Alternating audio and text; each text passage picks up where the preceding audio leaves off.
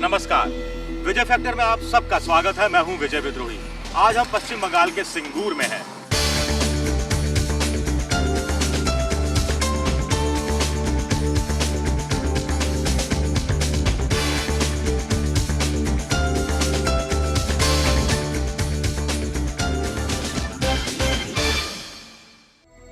यही nano factory है, यही नैनो कार बननी थी और अब नैनो बनाम उद्योग बनाम कृषि एक बड़ा हार जीत का विजय फैक्टर है। इसके अलावा ममता और कांग्रेस का गठबंधन और तीसरा मोर्चा भी हार जीत के बड़े विजय फैक्टर साबित हो सकते हैं वाम मोर्चे के इस गढ़ में।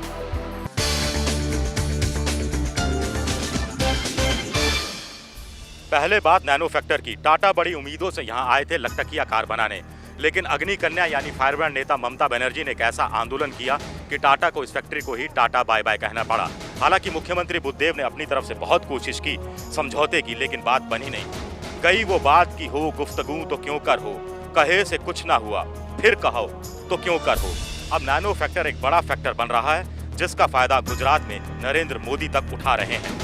अगर फैक्ट्री होता तो सारे वर्कर्स, बंगाल के काफ़ी वर्कर्स इसमें मैक्सिमम 10 से 15 हज़ार वर्कर इसमें काम कर सकते थे। अब ये जमीन कृषि के लायक भी नहीं रहा। पॉलिटिक्स इशू बहुत हो रहा है, वैसे यहाँ पे ये सब कुछ हो गया। नहीं तो नानो प्लांट यहाँ से नहीं जा पाएगा। हमें एग्रीकल्चर भी चाहिए, इंडस्ट्री भी चाहिए, सब कुछ चाहिए।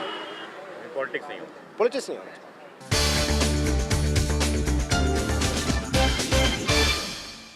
सिंगूर में फैक्ट्री के जस्ट पीछे के गांव में इस तरह के पोस्टर जरूर मिल जाते हैं जिसमें वेलकम रतन टाटा लिखा हुआ है, जिसमें अब गांव वाले ये गुहार कर रहे हैं कि उन्हें कोई संघर्ष नहीं चाहिए, उल्टा उन्हें इंडस्ट्री चाहिए।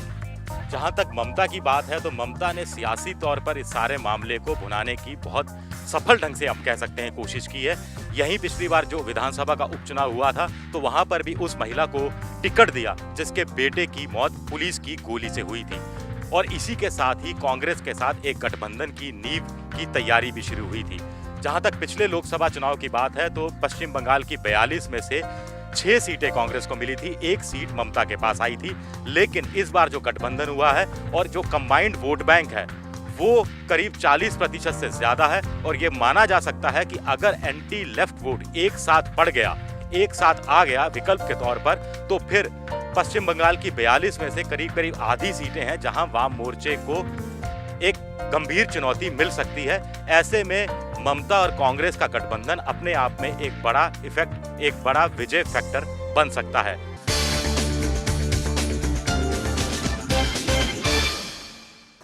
ईमा मुझे रोके है जो खींचे है मुझे कुफ्र, काबा मेरे पीछे है कलीसा मेरे आगे।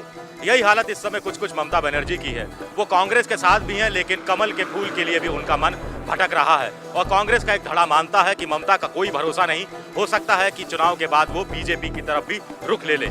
यही ममता फैक्टर का एक साइड इफेक्ट है। नैनो की फैक्ट्री से जुड़ा हुआ ये एक्सप्रेस हाईवे है। अब वाम मोर्चा का कहना है कि अगर यहाँ नैनो की फैक्ट्री खुलती तो और ज्यादा उद्योग धंधे भी यहाँ आते, लोगों को रोजगार मिलता जो मंदी के दौर में बेहद जरूरी होता। लेकिन ममता ने अपनी जिद के कारण इसे एक संकरी गली में बदल दिया है। अब लोकसभा चुनाव सर पर है और नए सिरे से इस पर बहस जारी है। कैमरामैन उत्तम हल्दर के साथ विजय विद्रोही, सिंगूर, स्टार न्यूज।